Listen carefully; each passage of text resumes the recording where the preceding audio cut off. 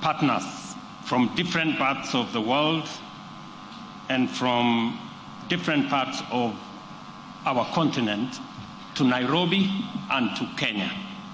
I am delighted to welcome you to this very important event today, and to our visitors from abroad, welcome to Nairobi, our vibrant, modern, and diverse capital city that embodies the spirit of Kenya.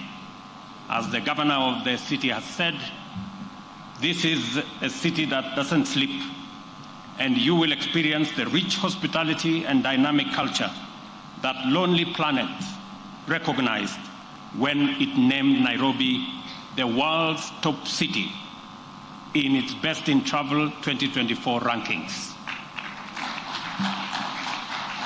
If you are looking for the city that Lonely Planet said is the best top city in the year 2024, I want to inform you that you are in Nairobi, and that is where it is.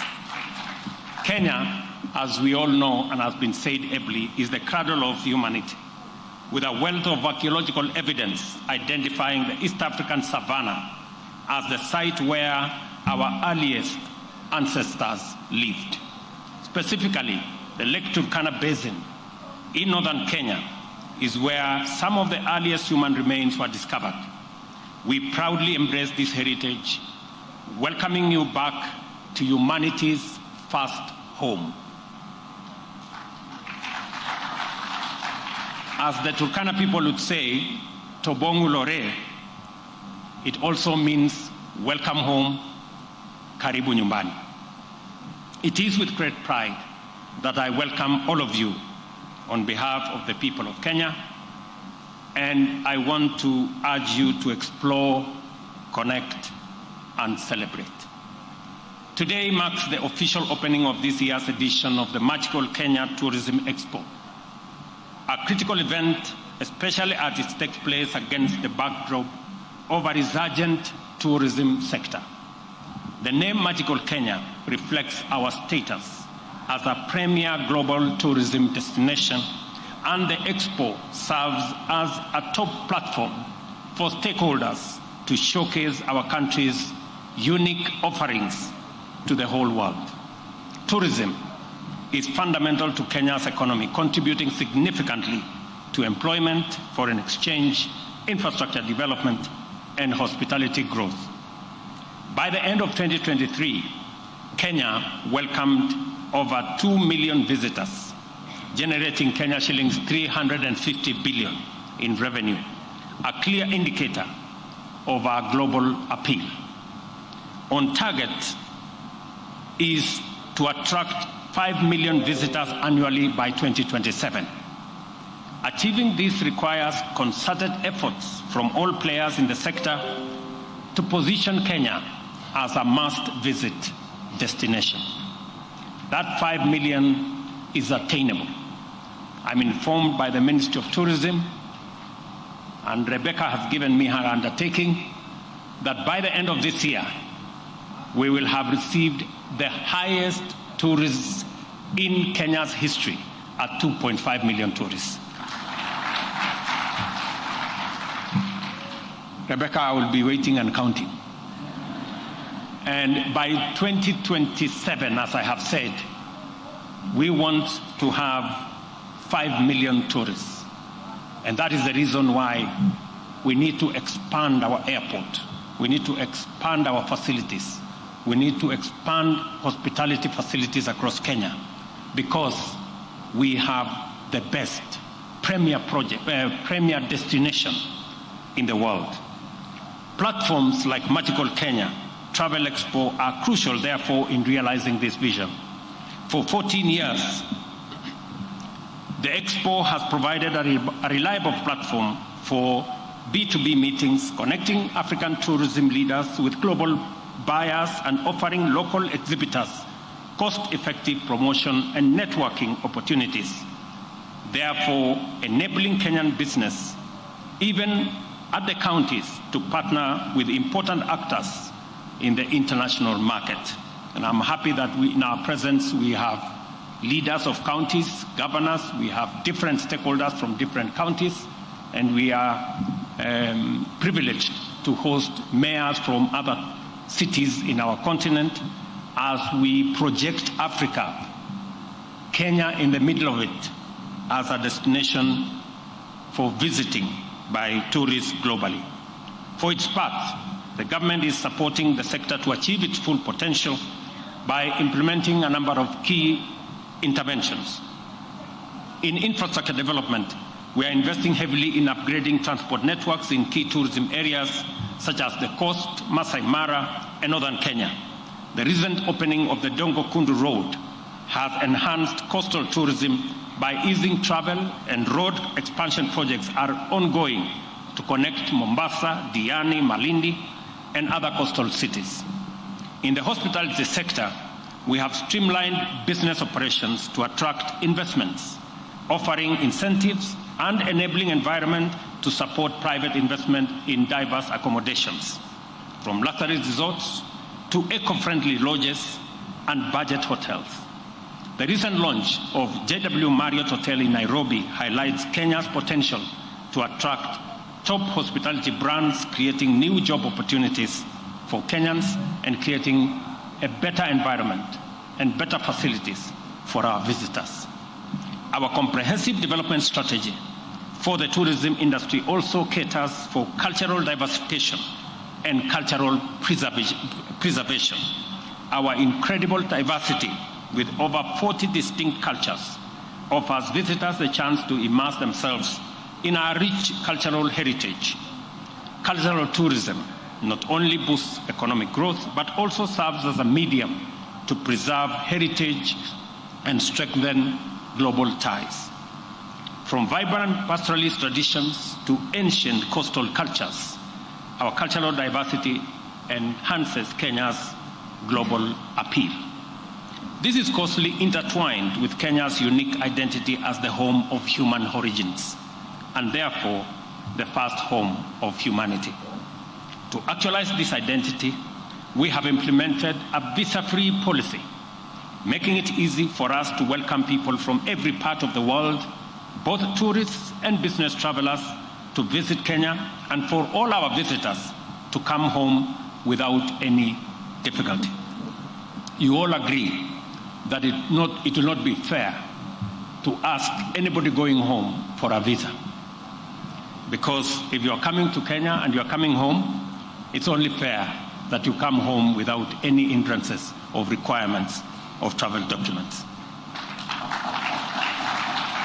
To actualize in this respect, I am pleased to announce yet another milestone of introduction of digital nomad work permit,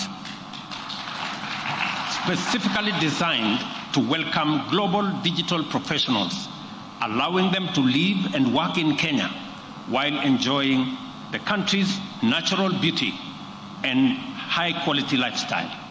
Kenya can be your home, where you and your family can experience the wonders of magical Kenya every day, all while serving clients from anywhere in the world on your digital platform. And it is the reason why we are expanding our fiber optic footprint across Kenya, so that from any part of Kenya you can work because you will be connected. Additionally, we are introducing a transit and long connection travelers electronic travel authorization. Again, another milestone which enables transit visitors to step out of the airport and explore the beauty of their home away from home. It will now be possible for travelers who have 12 hours, instead of spending it at the airport, they can step out, they can come and enjoy a meal in the city, they can go to the national park, they can see our wildlife, they can visit our national museum and be able to travel back. And that visa arrangement is being rolled out to make sure that we have additional numbers of people visiting our country. Travelers at the Jomo Kenyatta International Airport with time between connections, therefore, will now be able to immerse themselves in magical Kenya instead of waiting at terminals. As you go about your various engagements in this Expo, I would like to share a few highlights from my personal Kenya bucket list, experiences that I believe will give you a window into the essence of magical Kenya. Number one, explore the Lake Turkana Basin, the site of some of the earliest human remains set against the backdrop of majestic Jet Sea, earning Kenya its reputation as the home of human origins. Discover the secrets behind Kenya's dominance in long-distance running by experiencing the legendary atmosphere of Iten. If you are lucky, you may even run alongside champions like Eliud Kipchoge, Faith Kipyegon, and many of the people you see running in the Olympics and winning. And you will understand why Kenya is known as the home of great marathoners. Visit Nairobi National Park, because Nairobi is the only city with a game park within its limits and close canopy forest nearby, offering world-class urban and wildlife experience. By the way, Nairobi National Park is just 3 minutes from here, for those of you who may want to sample it this afternoon. You could also choose to scale Mount Kenya, Africa's second highest peak or trek, the Trans-Rift Trail in Kerio Valley. From the pristine white sands of our coastline to the dramatic escarpments of the Rift Valley, Kenya is a land of scenic wonders, truly the home of breathtaking landscapes and thrilling adventures. Explore the rich culture that fuses along Kenya's coastline, where centuries of trade have shaped a heritage that has profoundly influenced global civilization. Embrace ecotourism by visiting community-run conservancies, where wildlife conservation is intertwined with local culture, supporting sustainable tourism. Or you may choose to savor our global renowned Kenyan tea, coffee, and fresh produce directly from our agricultural heartlands, while supporting local farmers and experiencing farm-to-table authenticity. You could also opt to experience Kenya's iconic wildlife in its renowned national parks, from the spectacular Great Migration in the Masai Mara to the majestic elephants of the Amboseli. Take advantage of Kenya's high-speed internet, mobile money systems, and innovation hubs that connect the Silicon Savannah to the global tech scene, making it ideal for travelers, digital nomads, and innovators alike. You could also choose to explore the dynamic business and leisure opportunities in cities like Nairobi, Mombasa, Kisumu, Nakuru, Eldoret, which are driving Kenya's rapid urbanization and growth. There are just a few things, and these are just some of the experiences that make Kenya truly extraordinary.